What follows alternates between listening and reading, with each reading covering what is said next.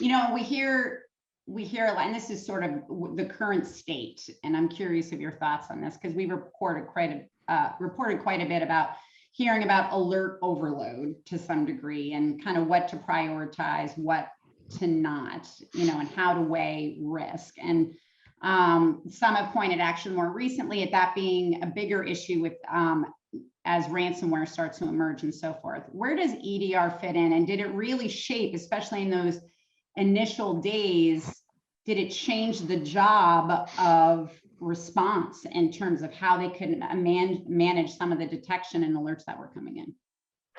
Yes, very much so. Some of the use cases, some of the original usage for EDR, even in the very beginning, was to help other tools contextualize the alerts.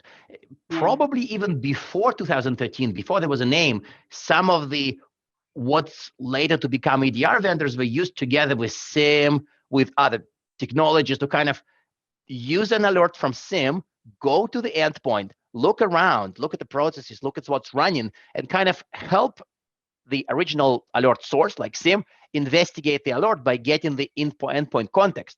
So EDR, in that sense, was a helper with alert overload in another tool. However, pretty rapidly, EDR vendors started making their own alerts.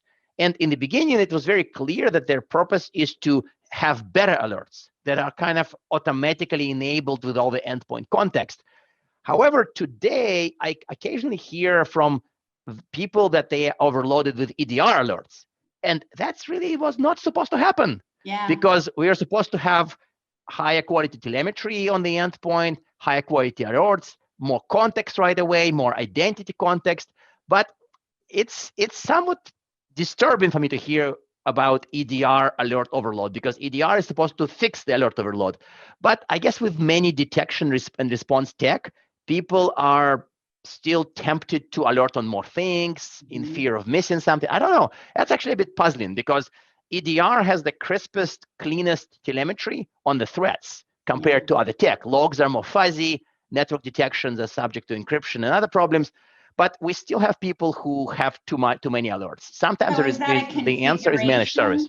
I'm sorry, is that a configuration problem? Do you think that's a issue in terms of, the offerings out there, in terms of, adhering to what EDR is intended to do? Kind of what needs to be tweaked, do you think, to address that issue properly? I think somewhere fairly recently, I wrote a blog post called "Why is Threat Detection Hard?" Yeah. And so to me, a lot of this is connected to the fact that our mission is actually hard.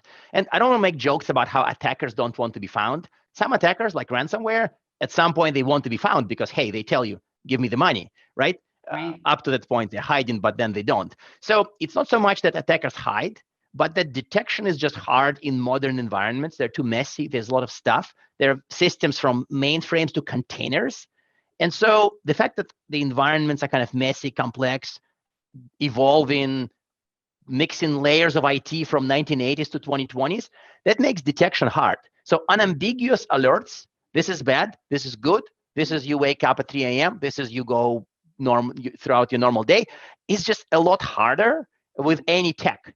So we have 20, 30 years of progress sort of down threat detection path, and we still suffer from alert overload. Funny enough, I was looking at one of the white papers I wrote, literally, don't laugh, in 2003. And it was about alert overload. And I'm like, I can copy this paragraph into a paper I'm writing now, and it would ring just fine. Yeah. Which is disturbing a little bit, yeah.